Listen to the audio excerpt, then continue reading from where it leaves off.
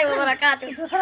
الحمد لله الذي كفى والصلاة والسلام على رسول المصطفى وعلى آله وأصحابه ذي المجد والصفاء. أما بعد فقد قال الله تعالى إنا أرسلناك بالحق بشيرا ونذيرا.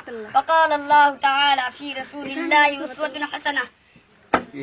صدر محترم اور حاضرین جلسہ، یہ میری بڑی خوش قسمتی ہے کہ آپ لوگوں نے مجھے کچھ کہنے کا حکم فرمایا ہے. ایک حقیر انسان کی جو آپ لوگوں نے عزت افزائی فرمائی ہے اس کا میں تہہ دل سے شکر گزار ہوں.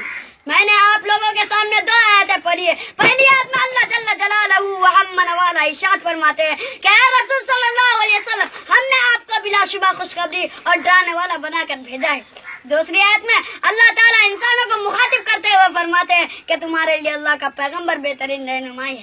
وہ دور یاد کیجئے جب سارا عالم شرک و کفر میں مبتلا تھا. خدا کی عبادت گاہ میں بتوں کا اڈا بنی ہوئی تھی. خدا واحد کے بندے سدا معبودوں کے پیروں پر سر جھکا رہے تھے.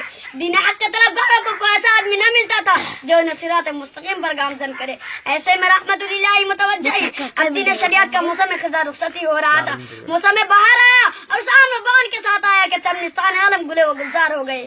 شریعت حقہ کی خوشبو چار دانگ عالم میں پھیلنے لگی. یعنی پیغمبر آخر زمان ہادی برحق فخر رسول سرکار دو عالم جناب رسول صلی اللہ علیہ وسلم ایک کامل اور مکمل شریعت لے کر اس دنیا میں تشریف لائے. اب دنیا والوں کے پاس ایک ایسی عظیم شخصیت آ گئی تھی جو حق و صداقت کے علمبرداروں کو فوز آخرت کی بشارت دے رہی تھی.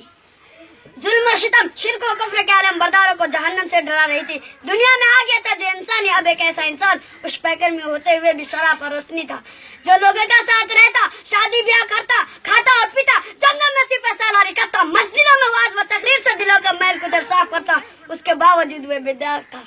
اس کی کردار کی طرف کسی کی انگلی اٹھی اور نہ اٹھ سکتی تھی. صراط مستقیم کے شہدائیوں کو اب ایک نمونہ مل گیا تھا. چنانچہ اس نمونہ کو اپنے سامنے رکھ کر اپنی زندگی کا ڈھانچہ درست کر لیا. آئیے ہم اور آپ بھی اللہ سے دعا کریں کہ اللہ تعالی ہمیں بھی اسی راستے پر چلائے. کی محمد سے وفا تو نے تو ہم تیرے ہیں، کی محمد سے وفا تو نے تو ہم تیرے ہیں، یہ جہاں چیز ہے کیا لوح و قلم تیرے ہیں. وآخر دعوانا ان الحمد للہ رب العالمین.